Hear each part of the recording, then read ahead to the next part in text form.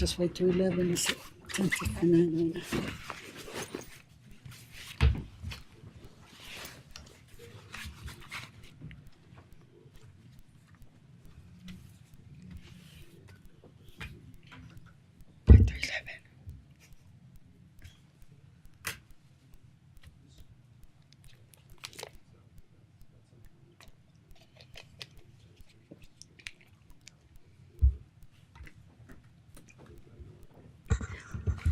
Good morning. We'd like to call the meeting to order. Today is June 17, 2025. It's 11:01. We'd like to have roll call. Commissioner Juan here. Commissioner Stubbs here, and I think Commissioner Harvey is on the way. We'd like to ask somebody to be a volunteer to give us an invocation. Do you have any volunteers? Do you want me to do it? You'll do it, Commissioner Mendez. Okay. Our dear Father in heaven, we're grateful that we could meet as a commissioned body of government and pray that thy spirit will be with us in the decisions that we make. And we're grateful for those who could be in attendance with us. And we pray as they present or offer ideas that they can have their minds clear and that we can be able to listen and hear the words that they say. We are grateful for this beautiful county that we live in and also this beautiful country that we have, the freedoms that we enjoy and the ability to have the views and ideas that we do and to be able to freely express them. We are grateful for the leaders of both our country and county and pray thy blessings upon them and the decisions that they make will be beneficial for the residents. We're grateful for this beautiful day, for this land that we have, and pray that thou will be mindful of us and the people who make their living off the land and the need for moisture to always come to our land and fortify it. And we are grateful for these many things in the name of thy Son, Jesus Christ. Amen. Amen. Thank you. Last Lyman to give us that. I pledge allegiance to the flag of the United States of America and to the republic for which it stands, one nation under God, indivisible, with liberty and justice for all. Thank you.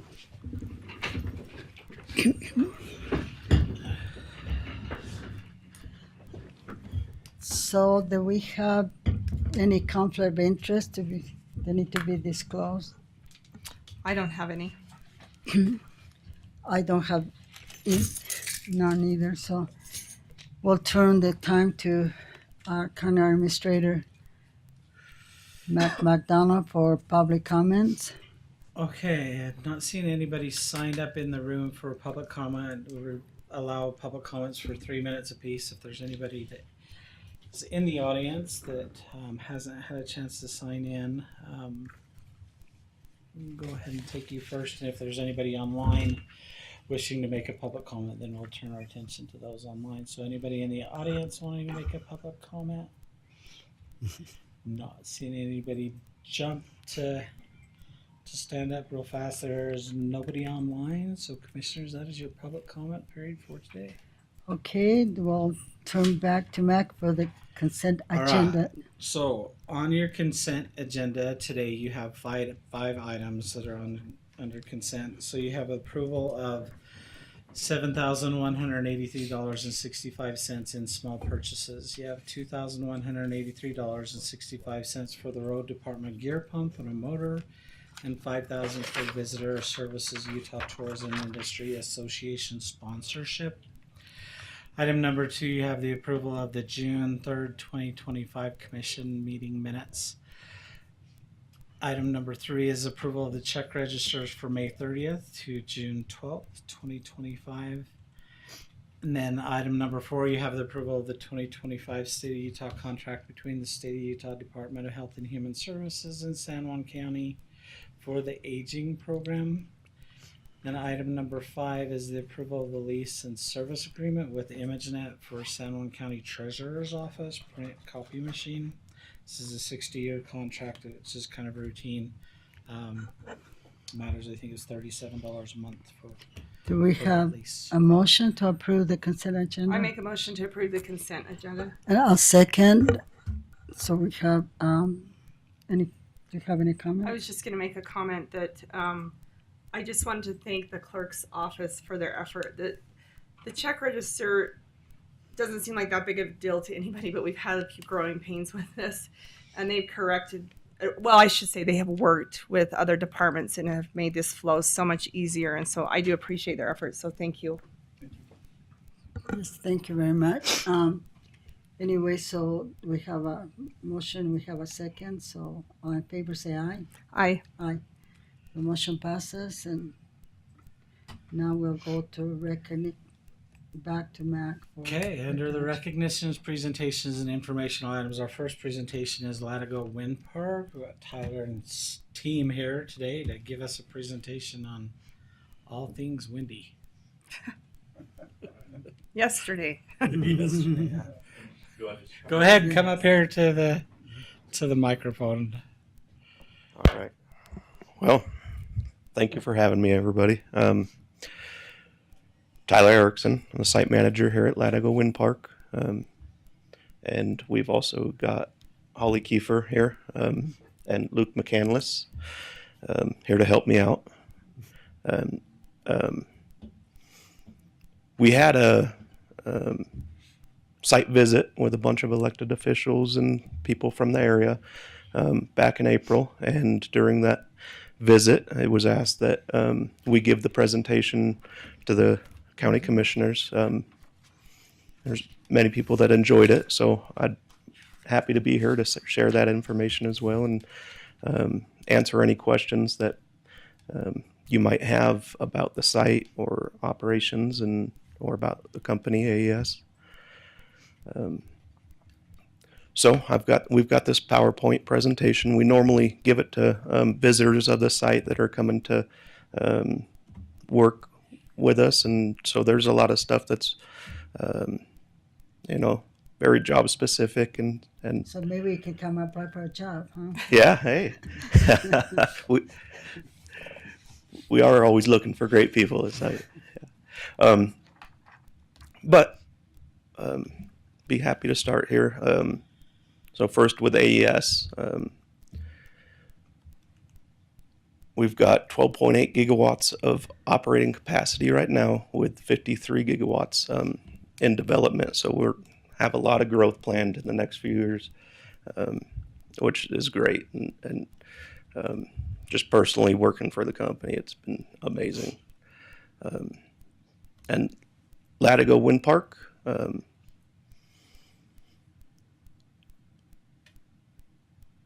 so 60 megawatts of generation, which is quite a bit. So each turbine, 2.3 megawatts, is enough for 500 homes.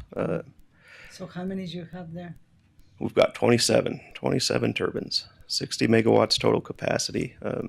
So it's a pretty significant amount of electricity that we're able to generate, and we send that power to Pacific Core, so it's the substation right across from Maverick, and then it enters the grid at that point there. So I think we were commissioned in 2016, so we're 9 years into our power purchase agreement with Pacific Core.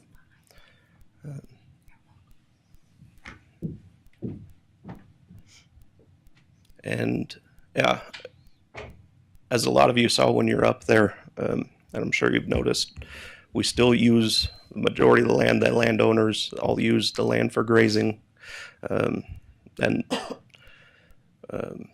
we've got a great relationship with every one of them, and great people, and I work with them quite often with the cattle that are up there. And Did the cost Yeah. come what you're working for? oh yeah, they love hanging They're out. curious, aren't they? They are. They're like children trying to get through the gate every time you open it. Yeah. Trying to get to snacks on the other side. Sorry. And yeah, a couple of other awesome points. Latigo generates $1.3 million in San Juan County, which, yeah, it's amazing to be a part of that. Now that's I'm tax revenue. That's not what they generate as a whole. Is that correct? Is that what you were saying? Forgive me. I'm operations guy. I work on turbines. Tax Tax revenue. revenue. Okay. Yeah, it says annual tax revenue, lease payments in San Juan County. Thank you for correcting me. We'll help you out. So with AES, our highest value is safety first. We have a lot of people that work on site, both for AES and contractors. And we always just want to emphasize that, nothing's so important that we can put safety aside. Getting everybody home to their family and getting through the day without anybody getting hurt is extremely important to us. So we really push that to everybody that comes to our site. And I think you'll see with a lot of our policies that we have in place that that's something that we really focus towards. And then, we share all the site contacts. So everybody that is on site,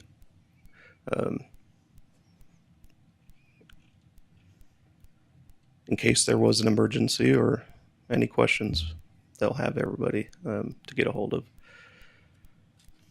And those are a few of the things that we can go through real quick and just basically go over some safety points and information about the area, which might not be, you all know the area. So, and then, we just got some site rules. And this is a really important page to just make sure that anybody that's working on the turbines understands the hazards associated with the electricity, the heights, the mechanical. But we try and make sure that everybody knows how to do their job safely and efficiently. One of the things you don't realize how tall they are until you're at the foot. All right. Are they 80 feet? 80 meters. 80 meters. So 80 it's meters. close to 300 feet tall. Yeah. Okay. They're impressive because you see from the distance you don't realize. So, Oh yeah, it's and we had a Congressman Kennedy, and him and a group of people. They have stairs inside, and they were climbing. We waited, and then finally, I went home. So the next day, I asked Kendall Last, did we ever get the congressman down? Because it took a long time. I never thought they were supposed to go to the outside and be on the top, but it took them quite a while for them to go. I thought, I hope we haven't lost a congressman inside there. Anyway, it was a fun adventure, and every time I see somebody get up close to one or get up tower for the first time, everybody's got a huge smile, unless they're afraid of heights. That changes sometimes, but no, they really are impressive machines. And we've got there just a map of the site and emergency rendezvous point. And we make sure to explain it to everybody where the hospital is and their capability and emergency management or emergency services has our GPS coordinates, and we've done drills with them. Did one just a few months ago, so that everybody knows their role and how to get around. And of course, weather is a major factor, especially lightning. And we make sure to keep everybody informed of weather conditions and evacuate the field whenever there's lightning or anything that's hazardous in the area. But they did build it right on a weather system. It gets, yeah.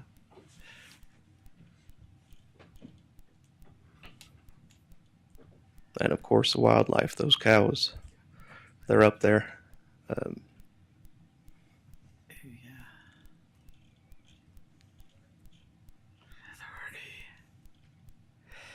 Tell me if you want me to stop. This is mostly safety. Yep.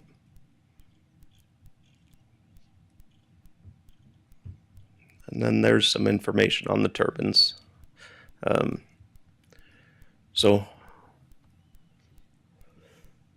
the size is quite impressive once you actually get up close to them, and the weight of all those components.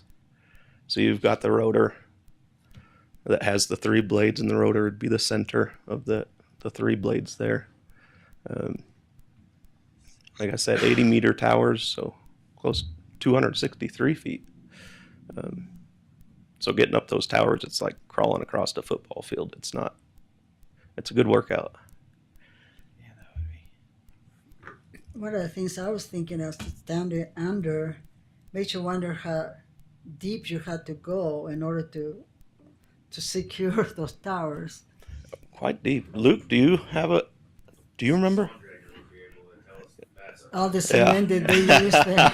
It's a man of a Yeah, I think on average they're about 20 feet deep, and on these turbines we have 500 to 700 yards of concrete underneath the towers. Especially when the wind is there going, nice to know they're secure. Yeah, halfway. That's good for us as well.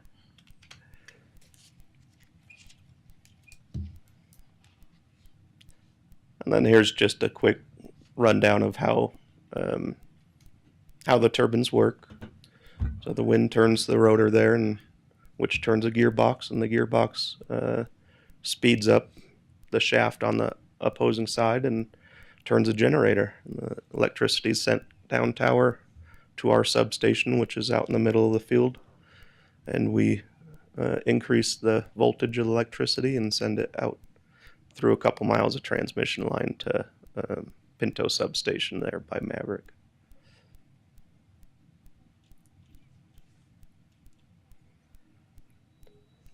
There's that. I think I took that picture when we had this big snowstorms a couple years back. But there's our control house. So this is where all the electricity is monitored and controlled, and then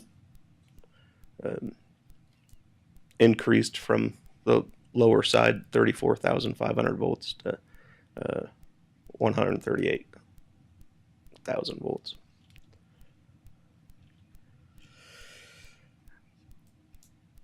Okay.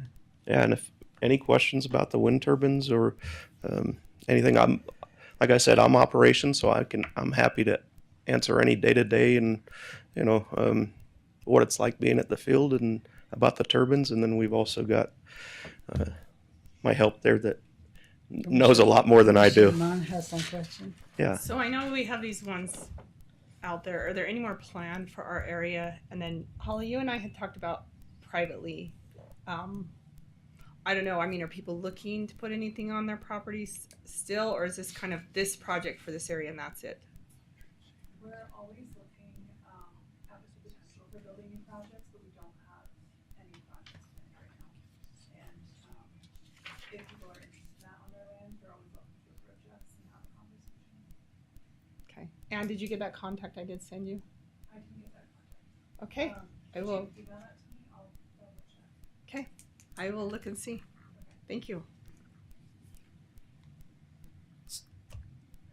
So I think I make out my comment and questions during the presentation. Maybe I should have waited for the end, but really appreciate you coming here. And I think so many of us, we just called the windmills. We didn't even know the name of the company. They're the windmills, and we're happy when we see them in the distance at nighttime. We know we are close to home. So, but I don't think many people had the opportunity to go and stand underneath. And it's a kind of very impressive structure. And so we are grateful that you're part of our San Juan County community and for the service you provide. Commissioner Harvey, do you have any comments or questions? Yeah, thank you, Madam Chair. I don't know if you covered in your presentation the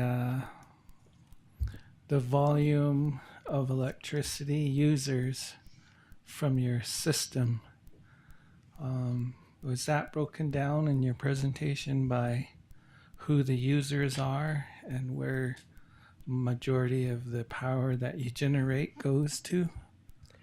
Good question. Yeah, I didn't get too deep into that. So the users of the power, we send the electricity to Pacific Core and Rocky Mountain Power. Sorry, and well, electricity goes to ground. So everywhere that's hooked up to, I think that line goes to all over. States and Arizona, so wherever power is needed. It's like the easiest way to think of electricity is rivers and tributaries and creeks. So we feed into a larger river, which would be Pacific or Rocky Mountain Power, wherever the demand is, whether it's the Lisbon Valley Copper Mine, Moab, LaSalle, or South Landing, that power is used and provided.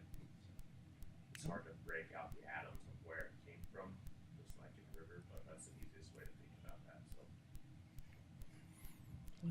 Is there a particular time or a trend that you see is in regards to the drain, like when it might spike for how much you end up generating and what time of the year that seems to occur? Yeah, our high wind season is generally through the winter. We'll be at a higher production during that time, and then also it varies by time of day. So I'm sure we've all noticed, like in the morning when the sun's coming up around here, the wind starts blowing a lot more, or when the storms pass through, and so time of day, weather, but the majority of our wind season would be throughout the winter, and then we get a small break through the summer, and that's usually when we'll have teams come out and do work that's wind dependent. So we prefer to have some lower winds to get that type of work completed. Okay. Yeah, but it's a very good site for wind. Yeah, we get quite a bit. Right. And how many years are you into? I imagine that the use or the permitting of that, the windmills, how many years was that for? And how far along are you within that timeline for? Yeah. So it was a 20-year power purchase agreement, and that started March of 2016. So we've got until 2036 with the power purchase agreement. And then ideally after that power purchase agreement is up, we would continue on with another site, or repower those turbines that are existing now, and continue to go. Okay. Well, thank you. Thank you for answering my questions. Thank you, Madam Chair. That's all I had. Thank you. Thank you very much. Thank you. Thank you so much. And thank you for coming. Nice to see you again. Okay, our next presentation is presentation of the Utah Coalition of Cities and Counties. Hi, how are We you? have Sarah here, our daughter out there. Ah, you And noticed so- her. yeah. She didn't want us. I know, I kept on trying to get her to come in. No, that's teenagers for you. Oh, yes. Do you want me to pass those out? Oh, that would be great. You can tell Madison we have a snack. Yeah. Tell Perfect. Madison we have a snack down the hall. Okay, Thank you. thank Thank you. Yes. Thank you. Thank you so much for having me today. I really appreciate being able to take up a little bit of your time and present a new opportunity to you today. So we'll just start off, and you can go ahead and go to the next slide. Thanks, Mac. So we're UC3, and UC3 stands for the Utah Coalition of Cities and Counties, and we are a new association representing cities and counties all over the state of Utah.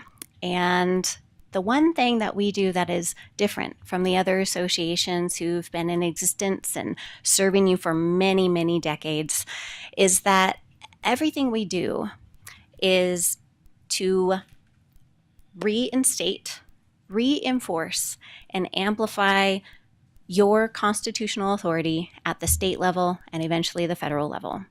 In a nutshell, that's what we do. Go ahead. Next slide. Thanks.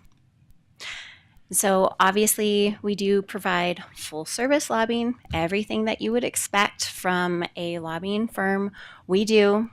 And again, back to our difference maker, we perform a unique service that is a state and federal constitutional analysis. So everything we do is through the lens of the Constitution, constitutions, our state and federal.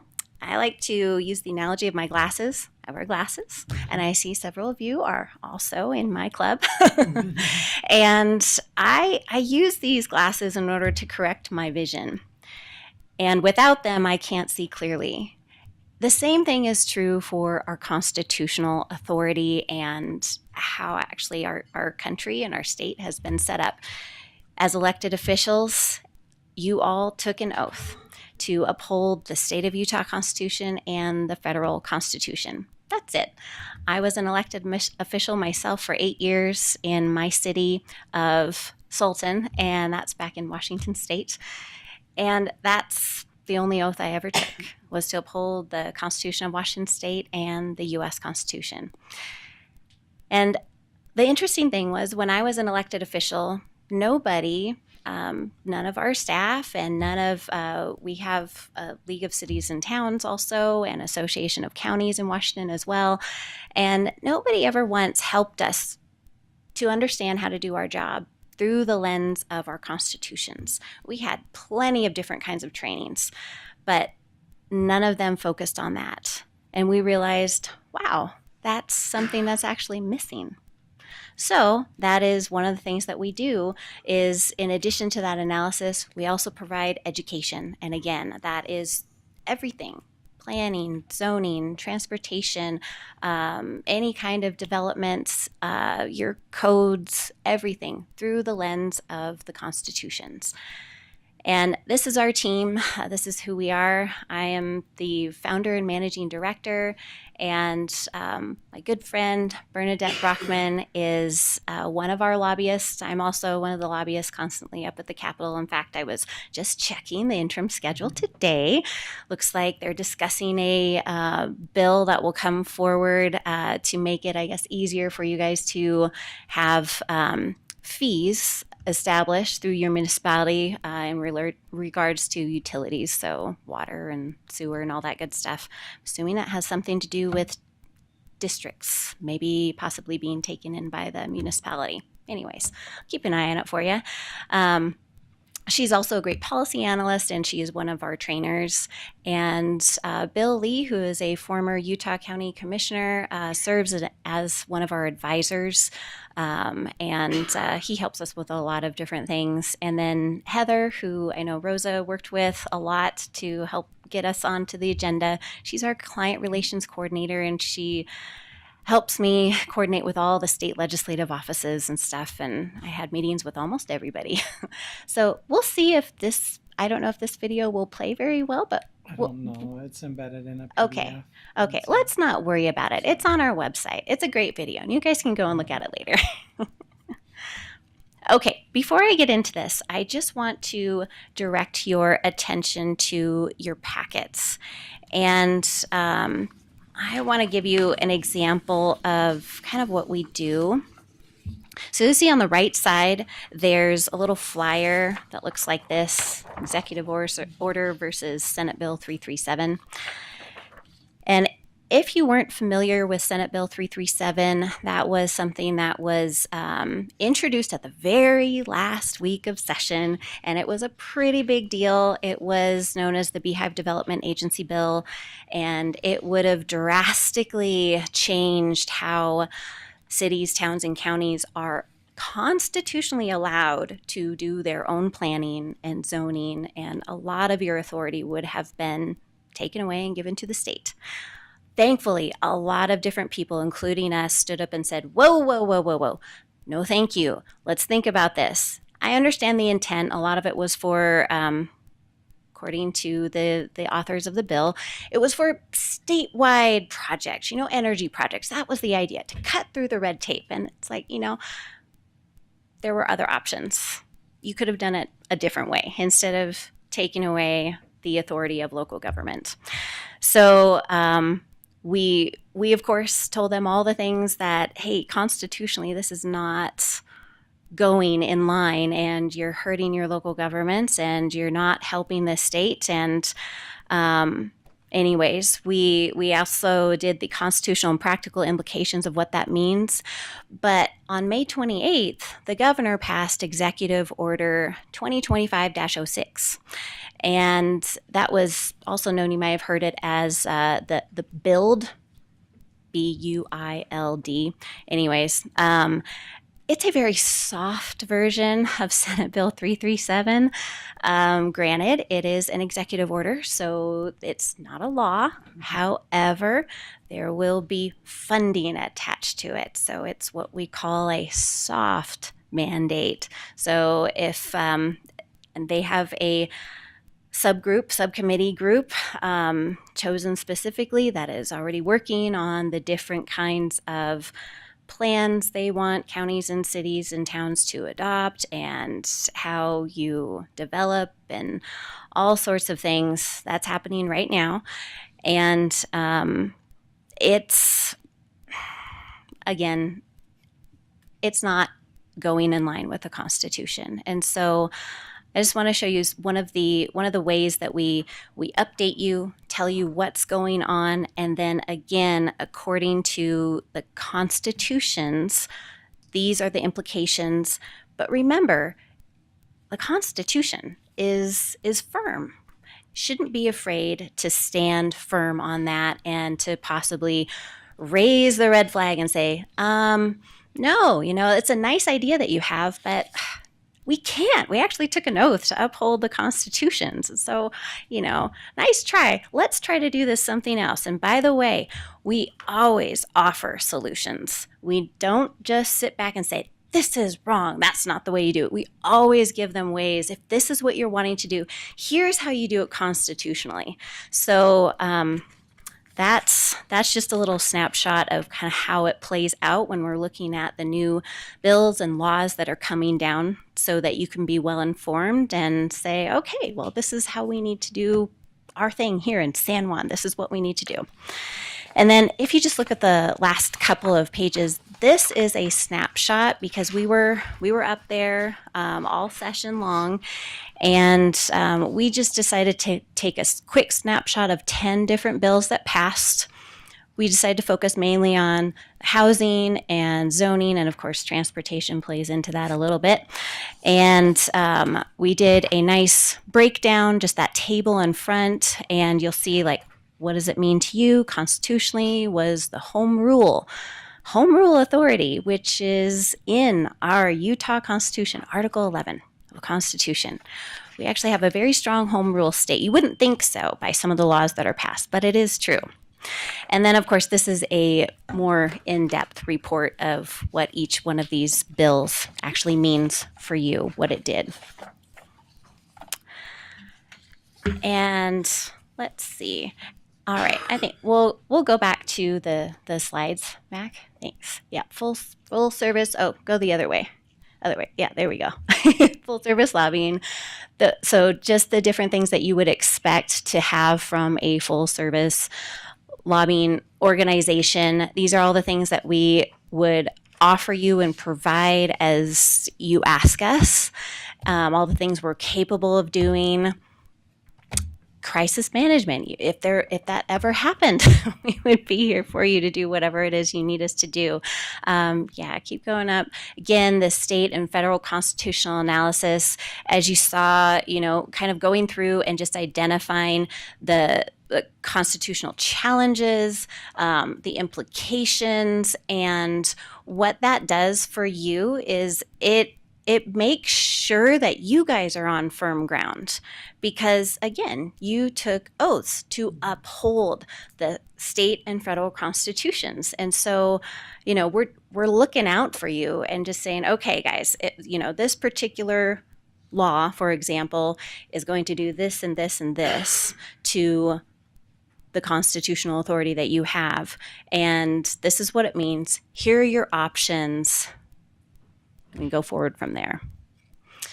And by the way, when we were up at the Capitol this session, and we were there the previous session as well in 2024 and 2025, every single legislator that we met with, both Democrat and Republican, very excited to have us there.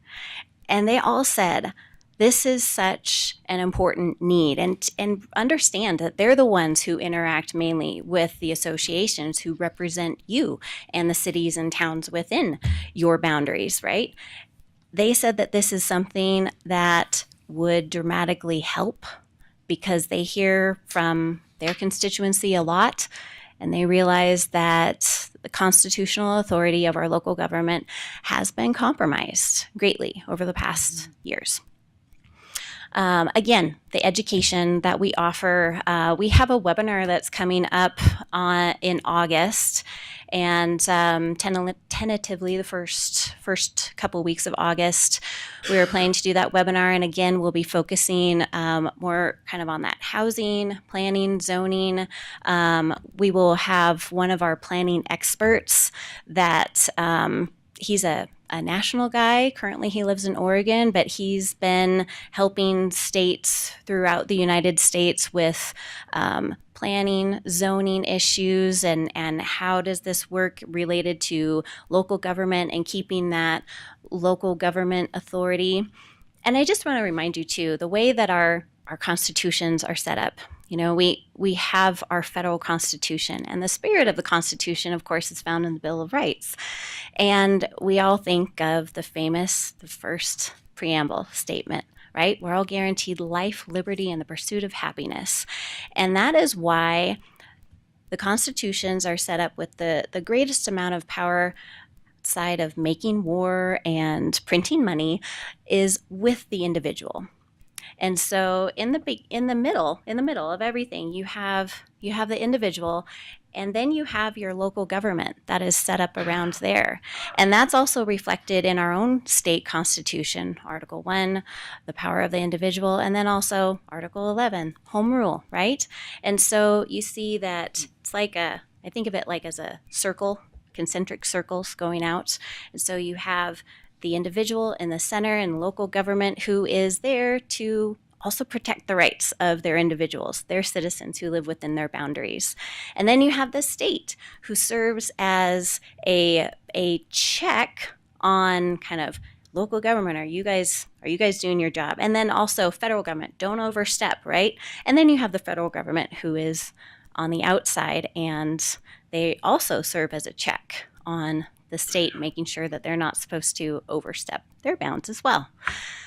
So if you go up one more, next steps. So I just want to direct your attention to this little flyer right here, because I think it explains more of what we do. Everybody always asks, okay, well, what are your fees? All that good stuff. There's our fee schedule, and that it's pretty straightforward. 0.06% times your general fund amount plus $750. That's our fee. That's it. And we're offering different discounts and such, but we just wanted to be very straightforward, easy to understand, easy also and transparent for the public to see, because you're representing them, and if we represent you, then we're accountable to the public too. So we just base that off of the different fee structures that are already used. And again, different things that you have, legislative tools, tracking, webinars, trainings, and even coming out and doing personal trainings if you need us to help you through anything that you're in need of. And I think that is it. Are there any questions that I can answer? I just want to make a couple of comments. Mhm. Being during the legislature this year was different than the other times I have been there. Mm. Last year we had a great percentage of retirements of the older stakeholders. Mm. And you heard in the previous years, I heard the Constitution mentioned a lot. Mhm. This year we had lots of the younger people, Mhm. and it's more about rights or different things. And I Mhm. noticed some bills as we work in the committees, Mhm. we thought they were dead. But they took a life of their own as they kept going just Mhm. because, which was interesting. I think in the past, the people that were deciding, they talk about this, the Constitution, this and this and this, and I think was settled. Mm. But people kept bringing those bills back, and there were some Yeah. that I was surprised that they came alive after they were really dead. Yeah. And so it was very interesting. And I know that members of UAC and maybe members of your group, they had to work harder this year. We did. It was Mhm. very, you can see the stress and Mhm. they took. We as a county in San Juan County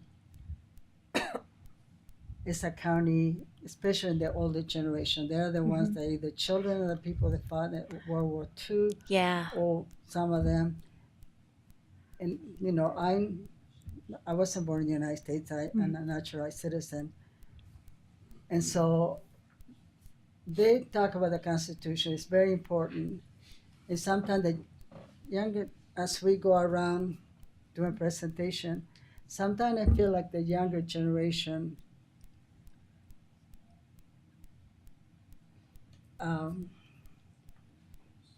doesn't acknowledge that it's real to them. The Constitution is real to them.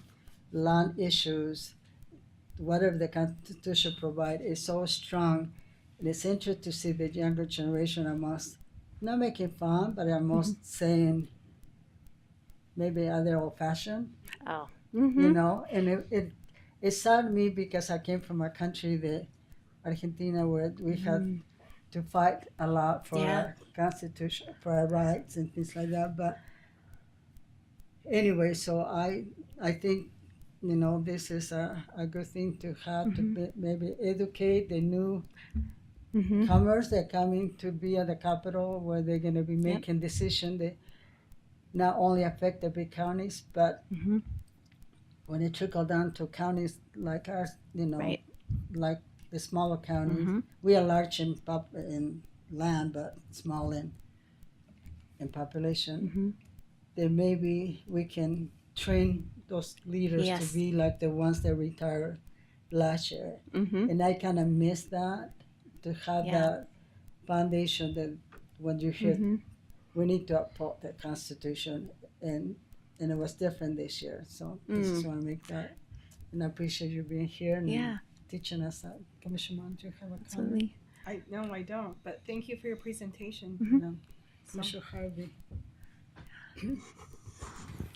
I'd like to say thank you for your presentation.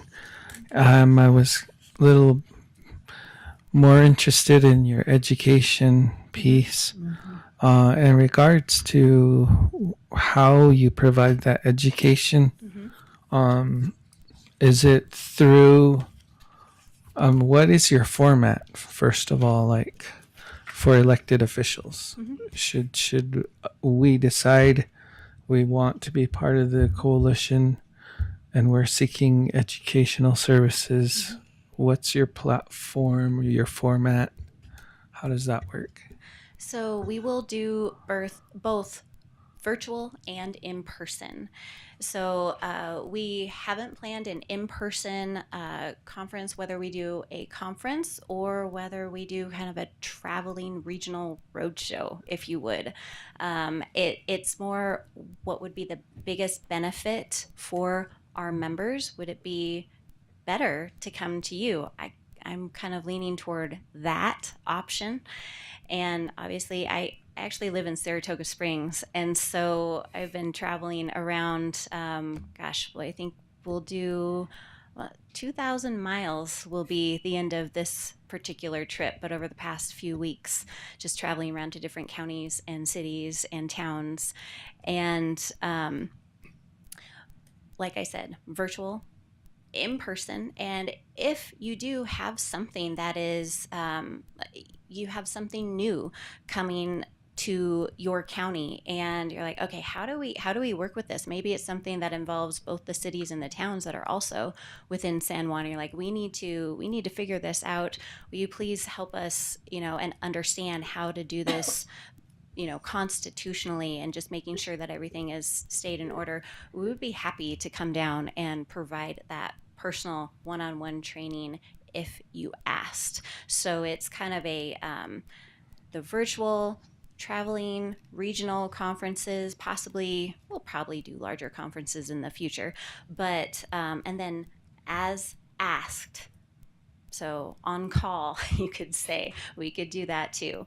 And even if it were to do a virtual on-call training too, depending on what you would need, we'd be happy to do that for you. Yeah.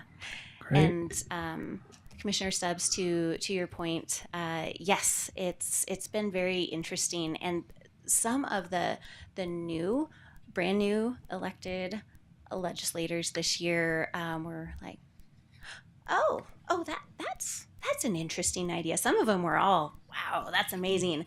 And a lot of them were like, And then some of the seasoned ones were like, oh, yeah, this is really good. Very, very needed. So you're right. There is, even on their level, because they have, just like cities and towns and counties, they also have a national league that they are a part of, and associations, regional associations that they are a part of. And again, we're finding that they're lacking that key piece on how do you uphold your oaths of office? How do you do that? How do you see your job through the lenses of your state and federal constitutions? So we saw a need and decided to go ahead and fill it as best we can. So I do have a question. So I guess the question I would have is, we do belong to UAC, of course, Yep. which is a very strong organization. Yes. And I guess my thing is you obviously would be in competition with them Maybe. to some degree, because if you pulled out of one, you'd pull into the other. Not necessarily. Or are people doing both? Yes. Actually, there's quite a few of the cities and counties that we've presented to that have asked that very same question. And that is why you see our rate structure there. They said, oh, well, it's not a big deal to belong to both because our rate structures are the way they are. And you can think of us as your special forces ninja group. It's an additional advocacy group that comes in, and again, because we are doing everything through the lens of the state and federal constitutions, our agendas, our legislative agendas, which we'll be talking about in October, and that will be for those who are members only. We'll set our agenda, but it's going to be through the lens of the Constitution. So you don't have to worry about some of the larger counties kind of dictating what happens, because I know that has actually been a complaint from a lot of our the people that we presented to. They said, we don't feel like we've been heard. We feel ignored. And I have to quote Commissioner Pollock from Garfield County, who said, stop, you had me at Constitution. I said, okay. And he said, you're on the agenda for next week, lady. So anyways, I know that this is seen as a needed service, and there's no conflict. I will say that sometimes we might have conflicting recommendations that come from us. And I will just use, again, the example of SB 337, because while I was in the hearing for SB 337, both Brandy from UAC and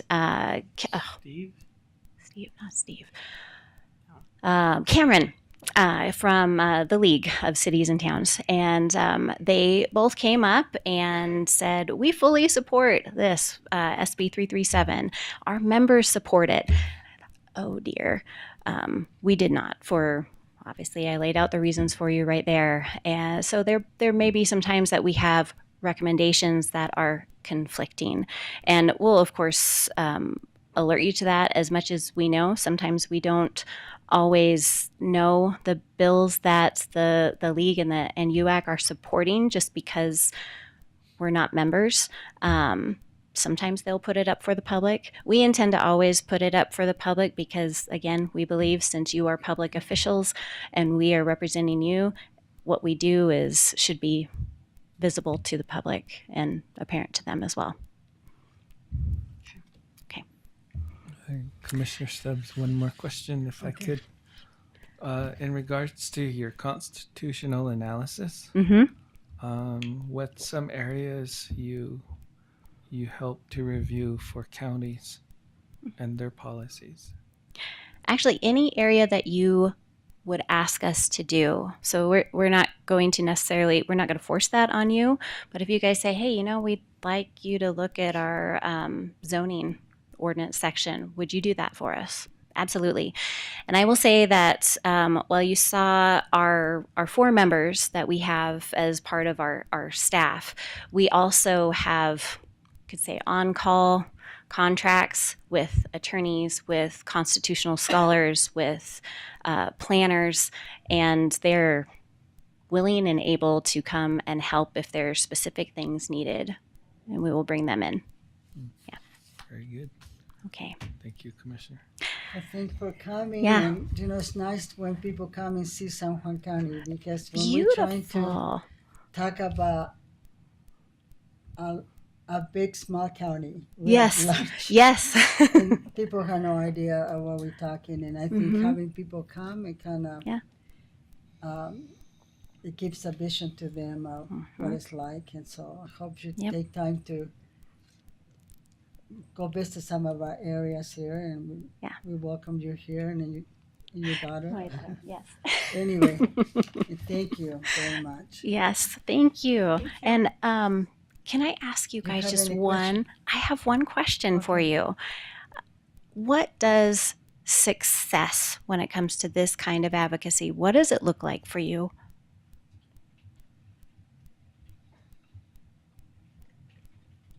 Can we get back to you? Yeah, absolutely. I know it's kind of a big That's a question. loaded question. It is, but I would really like to know. Yeah. Yeah, my contact card is in there. Feel free to text, call, Thank email, whatever works. Thank you Thank so you. much. Bye-bye. Okay, before we go to the business action, I just want to thank the people that come and present during business actions. I just want to remind people as they come before our commission, this is not about Lori Mon, this is not about Sylvia Stubbs, this is not about Commissioner Harvey. This is about this body. This is this is where we represent the people. And seems like lately people come either unprepared, or they come where they have skipped certain steps and they're very important to follow, and end up creating, I'll say, lots of stress for the people that are trying to put packets together, realizing that we don't have everything we need. And so I just wanted to remind people that there's this courtesy part. We need to be courteous to the people that we're asking things to be in the agenda. We need to follow protocol. Maybe it's not written, but it's something that have been done. This meeting used to be one of my favorite meetings coming, and it was orderly, and we had things, there was not questions asked. But now I feel like we are jumping the wrong hoops or skipping hoops as we come, and last minute we come people bringing things for us to read. They cannot be in the packet. So I just want to remind that there's 3 people in the end where the packet starts to be put together. It takes lots of energy and set up late trying to figure out how we go about doing what is being asked of us when people are not following the rules or the protocol or being courteous to each other. So I just want to remind that because this is what the people are watching us. This is what people talk to me at the grocery store. Why this and this and that? And so just to avoid having more stress, I think lots of these things that were not done correctly put a stress on either the people that should put back it together or the people that are listening and trying to figure out why we're doing things in a certain way. So I appreciate people that come to present and just be mindful to have courtesy for the people that they had to put this packet together and follow protocol. And if you don't know, maybe watch some of the videos, the last 2 years, how things were done, and then policy. We do have a written policy that we're trying to follow. It probably needs some redoing, which we're gonna take time to redo. But thank you so much for the public being here. So nice to have faces here, and so I'll turn the time to Matt for business action. Okay. Under business action item, we're on agenda number 8, which is consideration and approval of the fire warden agreement between Utah Division of Forestry, Fire, and State Lands in San Juan County for vehicle agreement termination. This one was from our attorney's office. Jens, are you taking this one? Well, is there any chance we can push it toward the back? Okay. We can Sorry, I move just need to verify something with Mitch. on to item number 9. Consideration and approval of the State of Utah contract between the State of Utah Administrator's Office of the Courts and San Juan County to provide court perimeter and bailiff services at the courthouse. This one we have Lehigh. This is it could have been under a consent agenda item. Probably should have been. This Lehigh's not here, so I'll just jump in. This is a routine contract for bailiff services. When courts are in session, we have to contract up and make sure that we provide bailiff services here. And this contract allows us maximum contract hours of 1,300 hours at a rate of $23.02 an hour. The maximum budget is around $29,920.80. Like I just mentioned, this is an every year type of a contract that we enter in for bailiff services that we provide over at the sheriff's office for the courts. Okay, do we have a motion to approve this? Motion to approve. I'll second it. Any questions?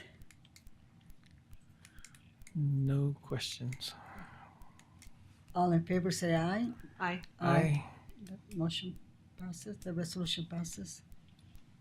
Awesome, thank you for that. It'll be a little bit touch and go as we get into the remodel of where we're housing courts during the remodel, and with the expansion of the new building, hopefully it goes seamlessly and flawless.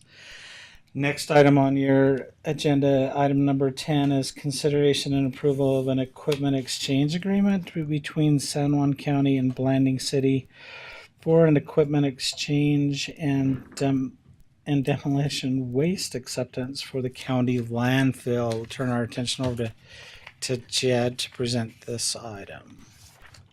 Let me find it. Okay, thank you. We had all met on this before with the city of Blanding, and this is where we ended up with the agreement. They agreed to, they've asked for some consideration in dumping some commercial waste from homes, construction demolition waste. We proposed to them to trade for a old backhoe that they have so we could use it at the LaSalle transfer station. And they took it back to council, and council agreed to that for them. And so now this is the part where we need to get the commissioners to approve to make the trade, to get the backhoe that we'll use at the LaSalle transfer station. And they will take it back to council to finalize the agreement on next Tuesday night. I just want to make a comment. Yes. You know, this is a good example of win-win situation. When it first came to us asking, what they were asking was for us to waive the fee.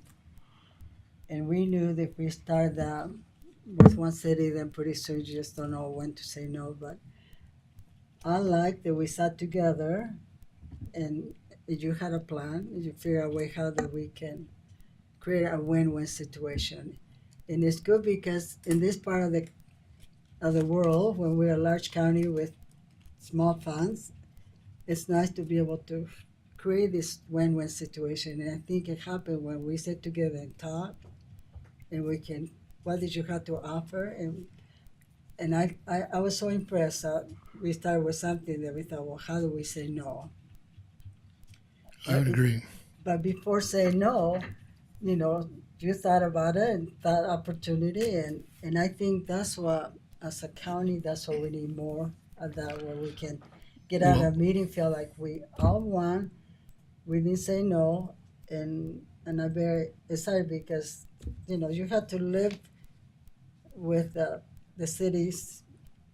They're not rich either, and so Correct. I appreciate both you and Trent. I want to Really give credit to my lead operator, Buff Davis, too, because he's the one that actually gave me the idea. He said, "Hey, Well, what if we did that and took that to there?" So we need to make sure he gets a little credit for You that. see, and they can start with the department. They have to think, okay, Correct. what? Not just one person decide what you think will work, and Right. then it comes to the next level, and then now it's here. So I appreciate that. Thank you. Thank you. Anybody has comment or questions? Jed, did you insert the language and cost of fuel? Did we insert the language to add cost of fuel? We did not. We're hoping the backhoe will take up that. We'll absorb that through the Yeah, getting a backhoe. All we doing is receiving the waste. The city right now is advertising for somebody to come and do the demolition. That is Correct. Separate. Correct. Motion to approve. I'll second. All in favor, say aye. Aye. Aye. Thank you. Resolution passes. And thank you. Appreciate that. And I think that'll probably get finalized at Blanding City Council, and I think it's next Tuesday. Yeah. Thank you. Thank you.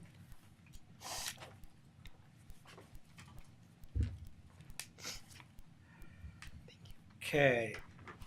The next item on the agenda is the approval of the State of Utah contract between the State of Utah Attorney General's Office and San Juan County for the San Juan Children's Justice Center fiscal year 2026 amendment number 3 project budget. We have Robert online to present this item. Good afternoon. I apologize I'm not there in person. I had a personal issue come up yesterday, and we had to take care of it kind of quickly. So I appreciate you allowing me to do this virtually. Today I'm here just to present that we did get our new contract, that there was a little bit of an increase. Over the last 5 years, we've seen a slight increase. I think, to be honest with you, most of that's come in this last 6 months, where we've seen a dramatic increase in the number of interviews that the CJC is doing for kids who have experienced abuse. I see this as a good thing. I do think we're still lacking in terms of the numbers of interviews we could be doing, but I think that will, as we get out there even more and work closer with the Navajo Nation, and get more information to the schools, I think we'll see those increase a little bit more. Overall, the last year's contract was $114,995. This year's contract moved to $116,681 for fiscal year 26, based on their state fiscal year. I think, and basically it's to present that portion and get the approval on accepting that contract, as well as how the budget is broken down. The budget, I did change a few numbers on the budget this last year. I now that I've got my feet a little more wet, and I'm able to see what we spend more on and where the money needs to go. I think I've looked at it a little bit closer and realized that there's some areas that we can do. The local government in-kind services, I put it under in-kind well, based on the advice of the CJC program out of Salt Lake, um, because it's basically you guys are donating to the CJC program. If that makes any sense, it's money that's coming in to help bolster the program. Most of that has to do with, excuse me, sorry about that. Most of it has to do with the upkeep of the building, um, just maintenance, the things that the mowing the lawn, the things like that. Off to the side, you'll notice there's a donation of $500.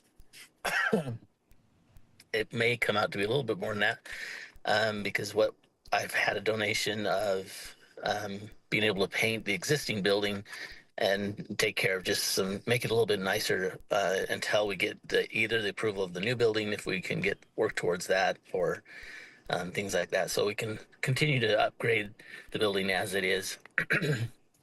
Sorry, I got an itch in my throat. And overall, it comes out to the 116,681 for the CJC contract, and then shoot, I can't see that number. 33,216. Yeah, and those are very roughly projected. I wasn't able to fully solidify those numbers completely, but I was going to have that in part of our next budget hearing with the budget for San Juan County. So I think I can finalize those numbers and get those back to you in the next month or so. Any questions? Commissioner Harvey, any questions? Yeah. Thank you, Madam Chair. Robert, this is Commissioner Harvey. In regards to county match with state, that 22% that you're working on for budget, is that the county match that you're thinking of?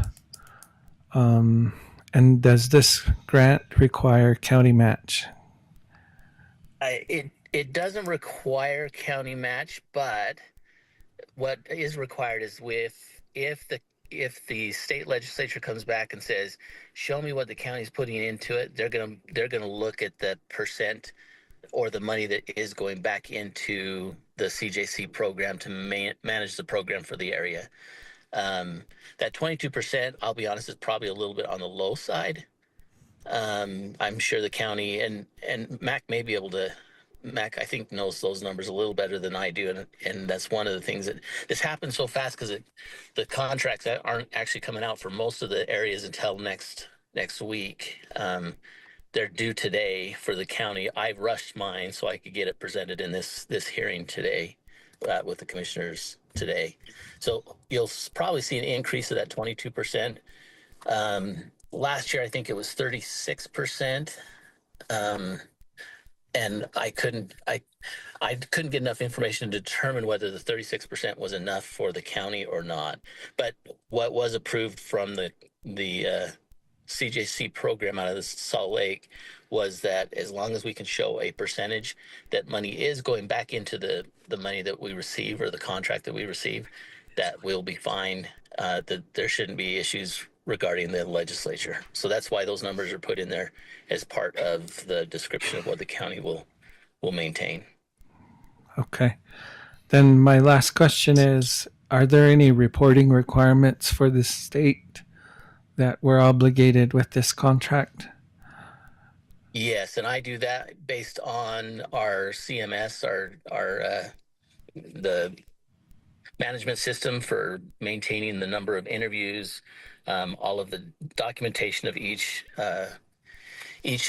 client or interviewed child, each family, the services that we provide. It's all coordinated through those reports, and they're due the 25th of every month. So, and I get those in each month. Okay. That's all I have, Madam Chair. Thank you. Commissioner, do you have any question?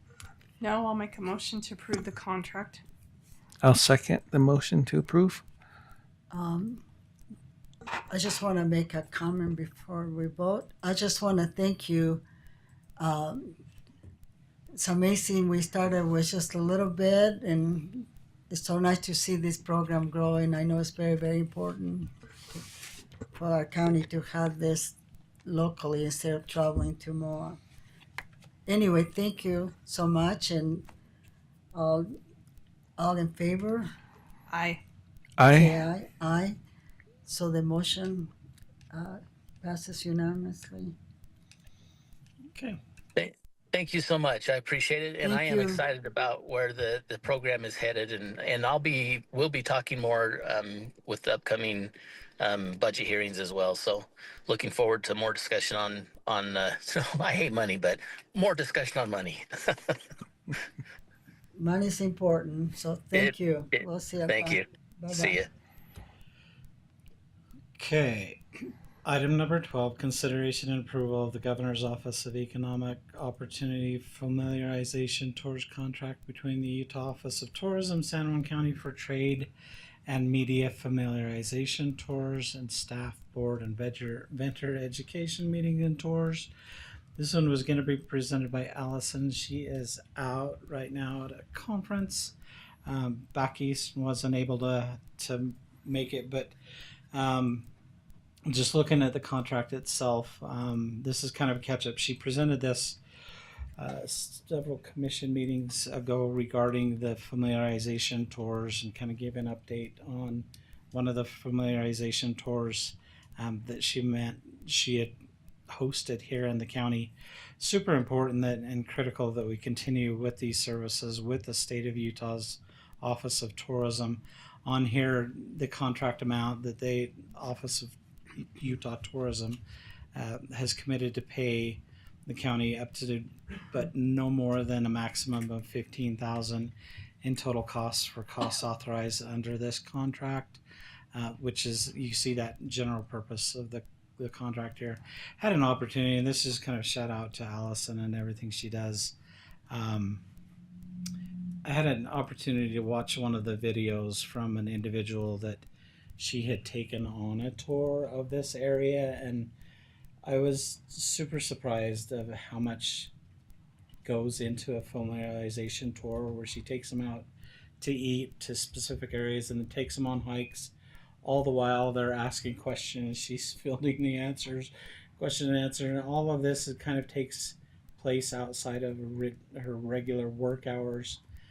So a lot of extra work behind the scenes that nobody really understands, and I don't think a lot of us appreciate the fact that she's out there and basically acts as a tour guide to all these individuals. She has to know the plants that are in the area because they will ask her what type of yucca plant it is, whether it's white or not. And so I was super impressed, and kudos to her for all of the efforts that she makes on these familiarization tours as she goes out and educates these individuals who then take that information back to their countries and sends the tourists our way based off of those tours that she hosts.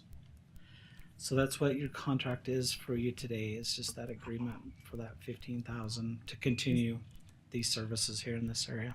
Is any questions or comments?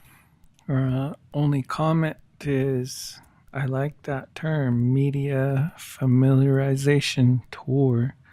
It's like I'm going to try and use that to pitch to my boss next time.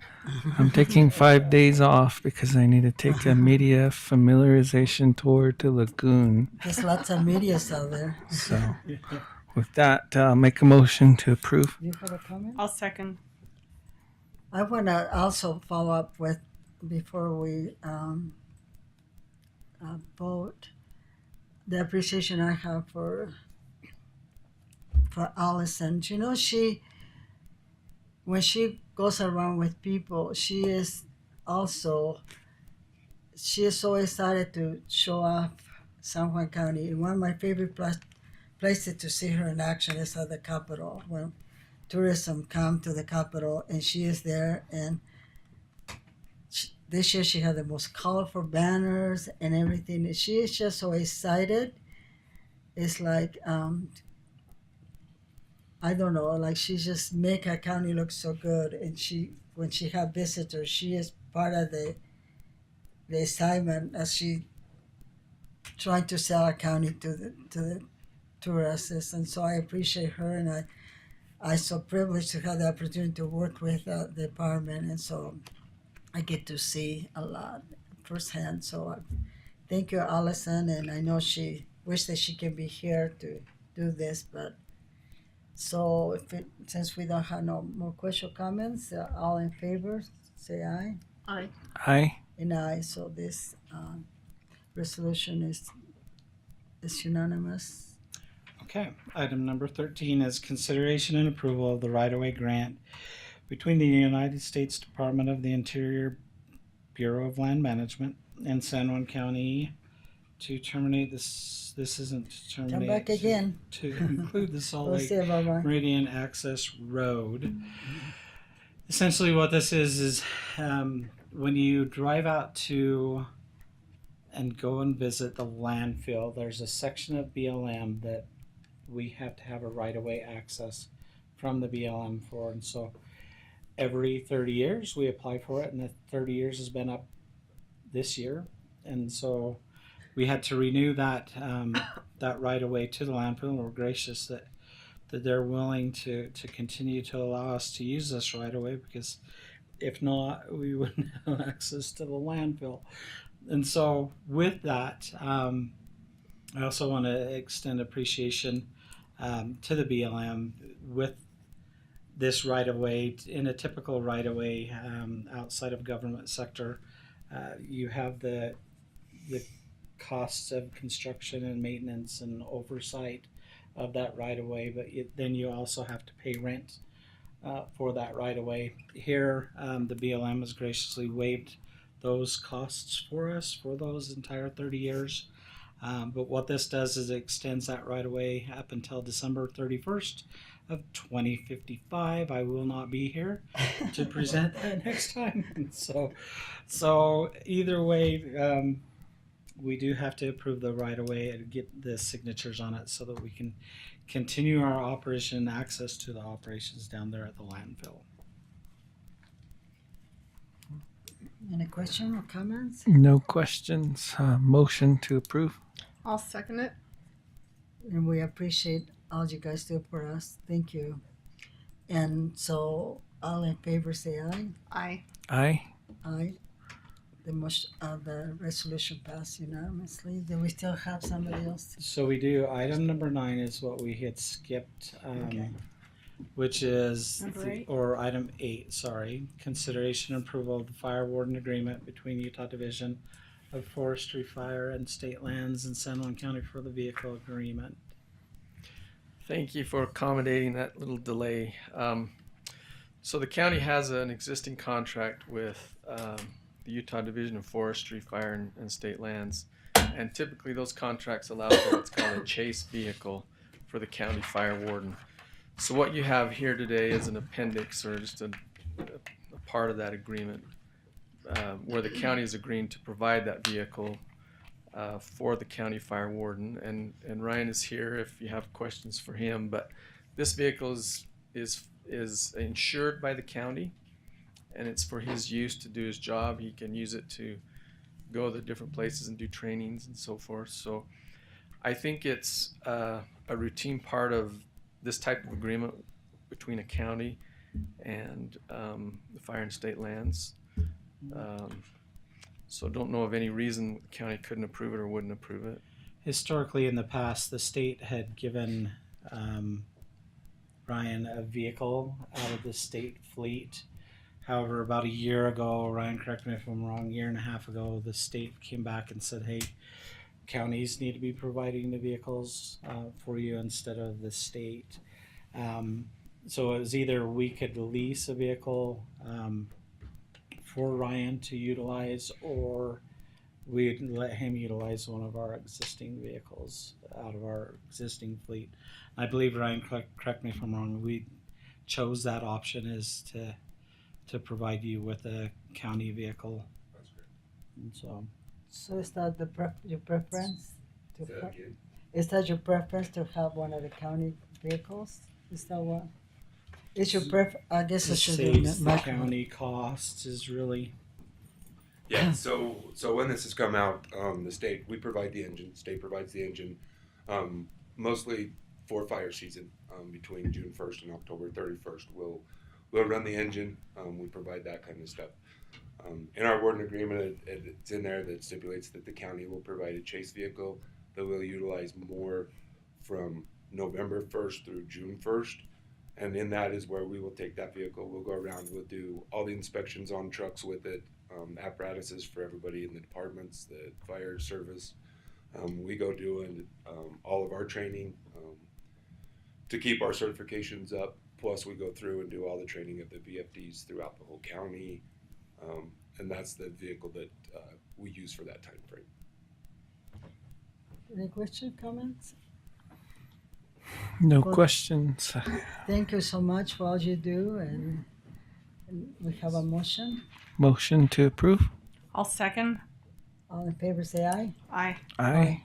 Thank you so much. Thank you, guys. Sorry about that.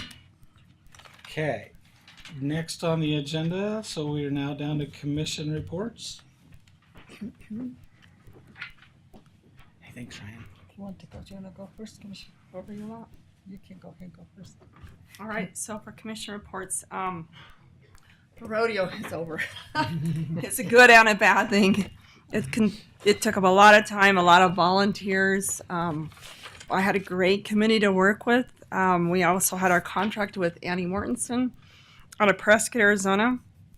She did a great job, and especially for picking it up from someone who had it existing and then trying to roll with it and work through the kinks with that. But so I offer my heartfelt thanks to the wonderful committee we had, and that worked really hard down there, and also for county employees who stepped in to help with taking care of the weeds and the grounds and so forth. So, but I think it was a great event. I brought a lot of people in from all areas of the county and a lot of foreigners. And Allison, actually, when people would come to pay for or get a ticket, she'd ask them where they were from. So we had a lot of people from different countries that were here. So it was a great event.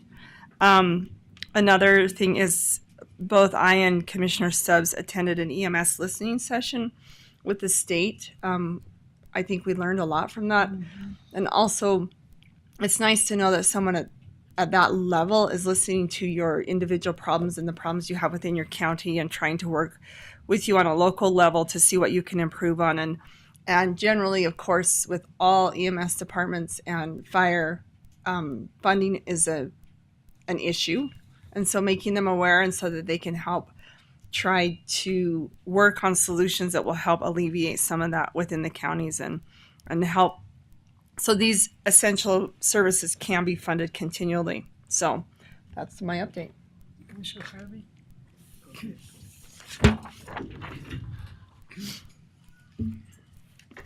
you want me to go ahead? Yeah. Okay. Wow, everybody disappeared. Anyway, first I wanted to talk about the fire that happened in Westwater. I was in Salt Lake on Sunday night and some text between my daughters and Brian, and they were talking about fire in Westwater. Anyway, so I did contact. By the time I see that text, it was about 1 o'clock, and so I contact somebody in Westwater, and I said, "You guys okay?" And they say, by then they have some helicopters had come and put up the fire, but in the response said, "Yeah, we're okay, but it came really close."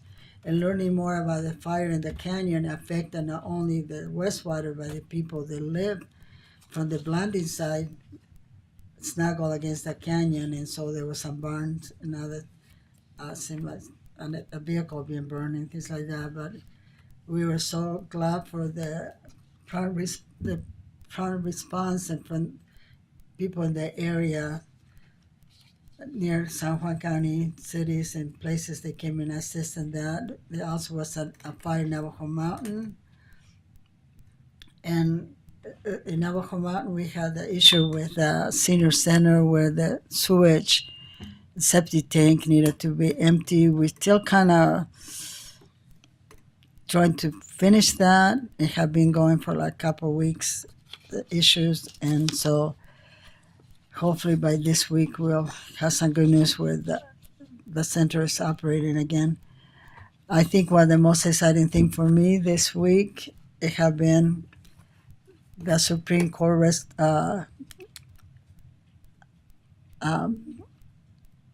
approving the permit for the railroad from the Uinta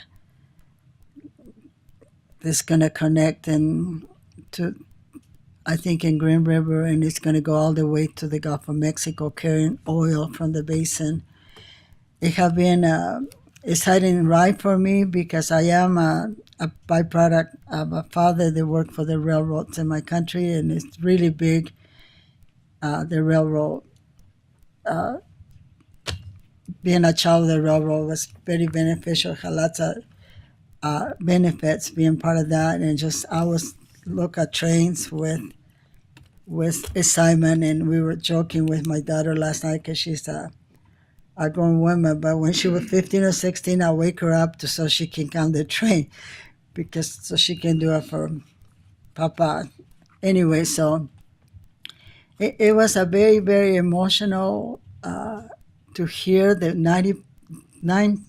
all nine justices approved, sided with our project, and it was just nice to get to that point. And then the hard part is all the emails that come in opposition and reading them, and the opposition basically on the oil. But the oil from that is, it looks like Vaseline. It's a little pellets that be loaded.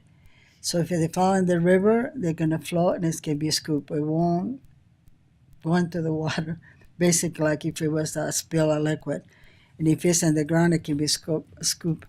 But we had lots of opposition, and one of the support person came and talked about, and it was somebody from Grand County, show up to Price, and they talk about all the benefits that come from petroleum. I mean, maybe lots of us are wearing petroleum, not us, maybe our shoes, whatever.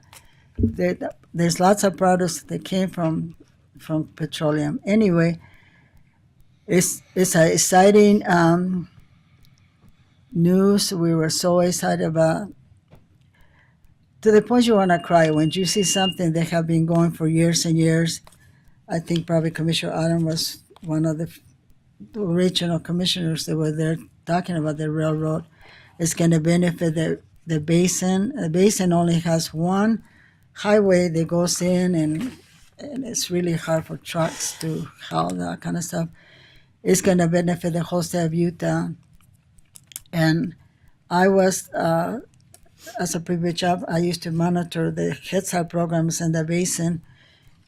And I went during the good times of oil, and the families were in the restaurant, the children, everybody's so good. And then all of a sudden, when new administration came and closed lots of those oil fields, and I had never seen depression come even to the children in the preschool and the Head Start program. They were so depressed because they were moving, losing friends. And so sometimes a decision can affect the family. And so I was very excited for just thinking about those families in that area. They're going to get good jobs. And anyway, one other thing about Commissioner I mentioned the EMS meeting that we had in Grand County. The last year when we went, it was kind of discouraging to how things were going with that department. We made tough choices that probably changes is not good in any organization. It causes pain, it's hard to do, and we did something that was make many people unhappy. But attending this meeting this year and be able to feel like IMS program is doing good. I have gone to two of the celebrations they had, the one here in Monticello and the one in Blandy, and it was so nice to see the things that happen in that department. So even though that was a painful change, it was needed, and now we can see the the fruits of it, and so it was different from the year before.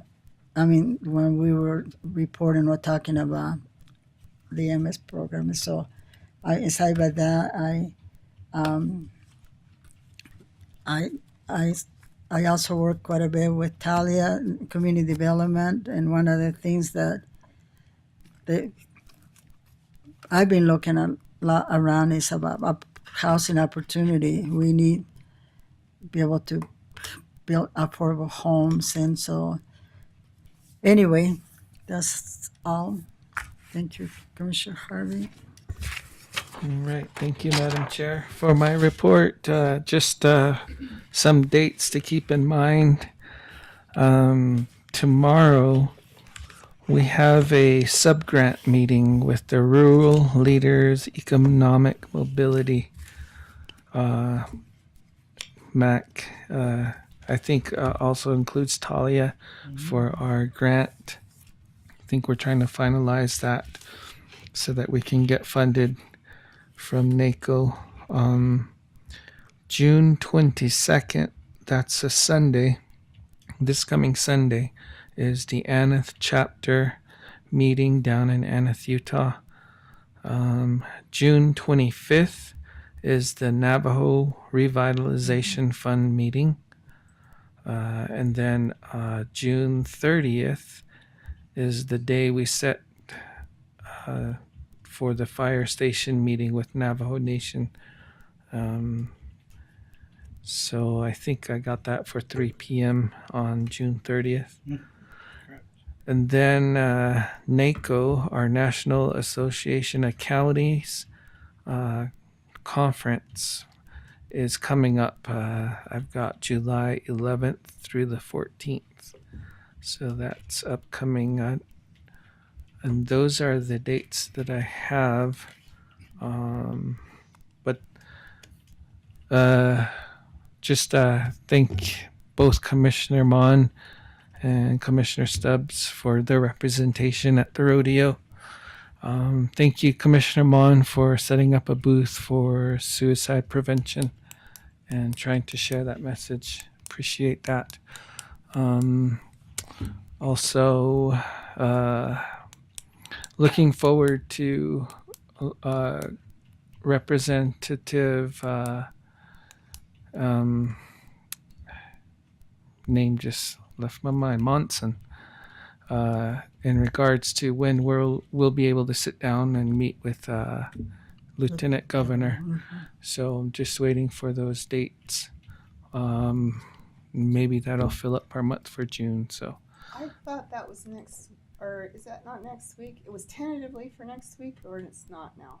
I haven't gotten confirmation. Okay, so will you send, because I thought it was tentatively for next week, which I will be gone all week, but when you find that out, will you make sure that I Okay. do have that new date? Thank you. Okay. Yeah. So I'll follow up with Representative Monson again. Okay, thank you. But that's all I have, Commissioners. Stay cool and drink plenty of water, and don't work Watch out for between. fires.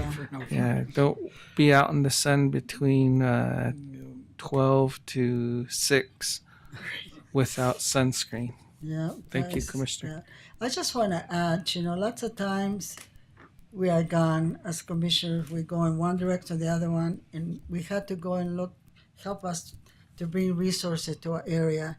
And sometimes a little thing can become a big thing.